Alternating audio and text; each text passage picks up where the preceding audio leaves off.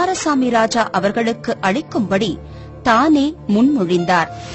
ஜில்லா board தேர்தல் வெற்றிக்கு பிறகு பசும்பொன் தேவரின் புகழ் பர்மா, மலேசியா போன்ற நாடுகளுக்கு பரவியது. அங்குள்ள தமிழ் மக்களின் அன்பான அழைப்பின் பேரில் பசும்பொன் தேவர் கடல் மார்க்கமாக பர்மா சென்றார். வெளிநாட்டு தலைவர்கள் வந்தால் சூலை பகோடா 8ஆம் நம்பர் பாலத்தில் வரவேற்பு கொடுப்பது பர்மியர்கள் மரபு. அந்த வரவேற்பு மரியாதை பசும்பொன் தேவருக்கு வழங்கப்பட்டது.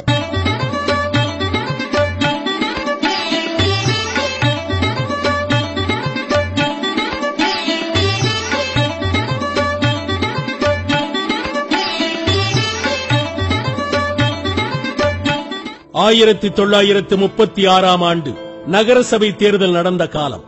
விருதுநகரில் ஆங்கிலேய ஆதரவு பெற்ற நீதி கட்சியினர் ஆதிக்கமும் அதிகாரமும் கொடிகட்டி பறந்த நேரம். இவர்களை எதிர்த்து தேர்தலில் போட்டியிட எளிய தொண்டர் காமராஜ் அவர்களை நிறுத்தியது காங்கிரஸ் கட்சி. அன்றைய காலத்தில் சொத்திருந்தால்தான் தேர்தலில் போட்டியிட முடியும் என்ற மக்கள் விரோத சட்டத்தை ஆங்கிலேய அரசு பிறப்பித்தது. எளிய தொண்டர் காமராஜ் அவர்களுக்கோ பரம்பரை சொத்தாக ஒரே ஒரு வீடு இருந்தது. அது பொது சொத்தாக இருந்தது. ஆகவே தேர்தலில் போட்டியிட முடியாமல் கவலையில் ஆழ்ந்தார் திரு காமராஜ். காங்கிரஸ் தொண்டரின் இத்தகைய துன்பத்தை கேட்டறிந்த பசும்பொன் தேவர் விருதுநகருக்கு விரைந்தோடி வந்தார். விருதுநகரில் உள்ள சந்தையில் தானே ஒரு வெள்ளாட்டை விலைக்கு வாங்கி அதை திரு காமராஜ் பெயரில் சொத்தாக எழுதி பதிவு செய்து தேர்தலில் போட்டியிடச் செய்தார். இதனால் தேர்தலில் ஓட்டு போடவும் போட்டியிடவும் உரிமை பெற்றார் திரு காமராஜ். தியாகி வீர சாவர்கர், திரு ஜெயபிரகாஷ் நாராயணன், திரு சத்யமூர்த்தி, திரு ராஜாஜி போன்றோர் சோதனைகளை சந்திக்கும் போதெல்லாம் ஆதரவு கரம் நீட்டி அரவணைக்கும் பண்பையும் பெற்றிருந்தார் தேவர். 1937ஆம் ஆண்டு அரசியல் களத்தில் பசும்பொன் தேவரின் மக்கள் செல்வாக்கு அசுர வேகத்தில் உயர்ந்தது. அவரது உணர்ச்சி மிகு உரையினால் ஆயிரக்கணக்கான தேசபக்தர்கள் உருவாகினர். அவரது அடிபிரளாத கொள்கை அடிச்சுவட்டை பின்பற்றி லட்சக்கணக்கான தொண்டர்கள் அணிவகுத்து நின்றனர்.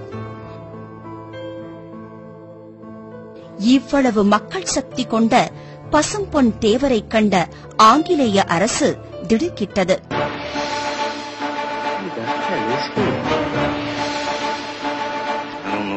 அவரது அரசியல் செயல்பாட்டை அடியோடு அழிக்கும் வண்ணம் தேவர் எந்த பொதுக்கூட்டத்திலும் இனி அரசியல் பேசக்கூடாது என்ற வாய்ப்போட்டு அவசர சட்டத்தை பிறப்பித்தது ஆங்கிலேய அரசு. இந்த அவசர சட்டம் வட பாரதத்தில் பாலகங்காதர திலகருக்கும் தென் பாரதத்தில் பசும்பொன் தேவருக்கும் தான் முதலில் போடப்பட்டது. 1937ஆம் ஆண்டு ராமநாதபுர சட்டமன்ற தேர்தலில் ராமநாதபுர சமஸ்தான மன்னர் சண்முகராஜேஸ்வர நாகநாத சேதுபதி அவர்கள் ஆங்கிலேயர்களின் ஆதரவோடு போட்டியிட்டார். ராஜாவை எதிர்த்து போட்டியிட யாரும் முன்வரவில்லை. பலமிக்க சமஸ்தான மன்னரை தேர்தலில் தோற்கடிக்க வேண்டுமானால் பசும்பொன் தேவர் ஒருவரால் தான் முடியும். அவரையே ராமநாதபுர சட்டமன்ற வேட்பாளராக அறிவிக்க வேண்டுமென காங்கிரசின் மூத்த தலைவர்களான திரு சத்யமூர்த்தி, திரு ராஜாஜி, திரு சீனிவாச ஐயங்கார் ஆகியோர் பார்லிமெண்ட் போர்டு தலைவர் சர்தார் வல்லபாய் பட்டேலிடம் பரிந்துரைத்தார்கள். பசும்பொன் தேவருக்கோ தேர்தலில் போட்டியிட மனமில்லை. ஆங்கிலேயரின் மக்கள் விரோத அரசியல் சட்டத்தை நாம் நொறுக்க வேண்டுமானால் தேர்தலில் போட்டியிட்டு வெற்றி பெற வேண்டும் என பசும்பொன் தேவரிடம் எடுத்துச் சொன்னதாலும் திரு வைத்தியநாத ஐயர் அவர்களின் வற்புறுத்தலாலும் பசும்பொன் தேவர் தேர்தலில் போட்டியிட சம்மதம் தெரிவித்தார். தேர்தல் முடிந்தது. பசும்பொன் தேவர் அதிக வாக்குகளை பெற்று அசைக்க முடியாத சமஸ்தான மன்னரை தோற்கடித்தார். ஜஸ்டிஸ் கட்சிக்கு பேரடி விழுந்தது. காங்கிரஸ் கட்சி காலூன்றி பின் விருட்சமாய் எழுந்தது. 1938ஆம் ஆண்டு தீண்டாமை கொடுமையால் கோவிலுக்குள் சென்று வழிபடும் உரிமையை இழந்த தாழ்த்தப்பட்ட மற்றும் ஒடுக்கப்பட்ட மக்களுக்காக ஆலய நுழைவு போராட்டத்தை அறிவித்தார் காந்தியடிகள். அந்த அறப்போராட்டத்திற்கு பெரும் ஆதரவளித்தார் பசும்பொன் தேவர். இந்து மத சனாதனிகளின் மிரட்டல்களையும் தடைகளையும் உடைத்தெறிந்தார். சாதி பார்ப்பவன் கடவுளை வணங்குவதில் அர்த்தமே இல்லை. சாதியும் மதமும் அரசியலுக்கும் இல்லை, ஆன்மீகத்துக்கும் இல்லை என்று வீராவேசமாக முழங்கி அரிஜன மக்களையும் ஒடுக்கப்பட்ட மக்களையும் கமுதியிலுள்ள மீனாட்சியம்மன் கோவிலுக்குள் அழைத்துச் சென்று வழிபட வைத்தார். மேலும் மதுரையில் நடந்த மீனாட்சியம்மன் கோவில் ஆலய நுழைவு போராட்டத்திற்கு ஆதரவு தெரிவித்து திரு வைத்தியநாத ஐயர் தலைமையிலான போராட்டம் வெற்றி பெற பெரும் காரணமாக இருந்தார்.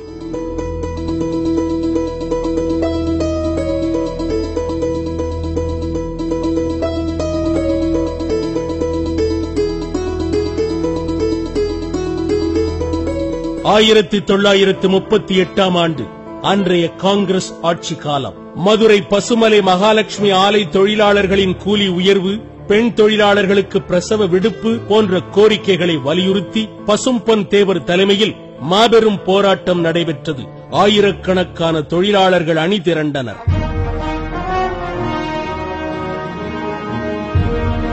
இதன் விளைவாக அன்றைய காங்கிரஸ் அரசு காங்கிரஸ்காரரான பசும்பொன் தேவரை கைது செய்து சிறையில் அடைத்தது. போராட்டம் மேலும் வலுவடைந்தது. விடுதலை போராட்ட வேர்களை அடியோடு வெட்டி எறியும் நோக்கில் போர்க்குணமிக்க சமூகத்தார்களை அடக்கி ஒடுக்குவதற்காக ஆங்கிலேய அடக்குமுறை அரசு கிரிமினல் டிரைப்ஸ் ஆக்ட் எனும் குற்றப்பரம்பரை சட்டத்தை 1934 ஆண்டு தமிழகத்தில் அமல்படுத்தியது.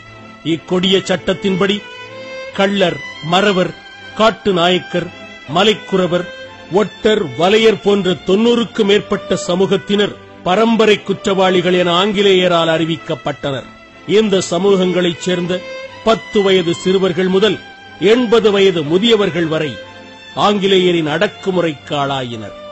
பொழுது சாயும் நேரம் மாலை 5 மணிக்கெல்லாம் ஆண்கள் அனைவரும் வீட்டை விட்டு வெளியில் வந்து ஆங்கிலேய காவல் அதிகாரிகளின் முன்னால் குத்துக்காலிட்டு உட்கார்ந்திருக்க வேண்டும்.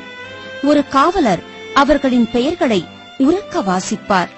அதன் பின்பு அவர்கள் அனைவரும் கோட்டத்திலும் தனி அறையிலும் இரவு முழுவதும் அடைக்கப்பட்டார்கள். பெண்கள் பாதுகாப்பற்ற சூழ்நிலையில் பெரும் துயரத்திற்குள்ளானார்கள். இத்தகைய மிருகத்தனமான சட்டத்தை எதிர்த்து காங்கிரஸ் மூத்த தலைவர் திரு பி. வரதராஜுலு நாயுடு அவர்கள் தலைமையில் அபிராமத்தில் நடந்த மாபெரும் கண்டன பேரணி, அரசு விழா புறக்கணிப்பு போன்ற பல்வேறு போராட்டங்களை பல்வேறு இடங்களில் தீவிரமாக நடத்தினார் பசும்பொன் தேவர்.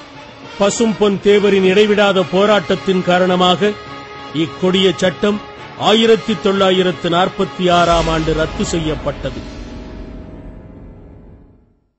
1939 ஆண்டு ஜூலை மாதம் 6ஆம் நாள் ஆங்கிலேய ஆட்சியாளர்களின் பொய் வாக்குறுதிகளை நம்பி அவர்களுக்கு அடிபணிந்து போராடுவதை கடுமையாக எதிர்த்த சுபாஷ் சந்திர போஸ் காங்கிரஸ் கட்சிக்குள்ளேயே அகில இந்திய ஃபார்வர்ட் பிளாக் என்னும் ஒரு துடிப்புள்ள இயக்கத்தை துவக்கினார்.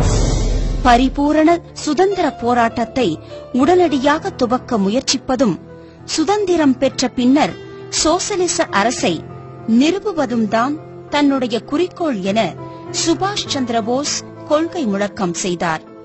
சுபாஷ் சந்திர போஸின் தலைமையை ஏற்க ஆயிரக்கணக்கான தொண்டர்கள் திரண்டனர். ஒரு சக்திமிக்க இயக்கமாக அகில இந்திய ஃபார்வர்ட் பிளாக் உருவெடுத்தது. 1939 ஆண்டு ஆகஸ்ட் 9ஆம் தேதி சுபாஷ் சந்திர போஸ் அவர்களை காங்கிரஸ் காரிய கமிட்டி 3 ஆண்டுகள் விலக்கி வைப்பதாக அறிவித்தது. காங்கிரசார் யாரும் அவருடன் தொடர்பு கொள்ளக்கூடாது என்றும் எச்சரித்தது.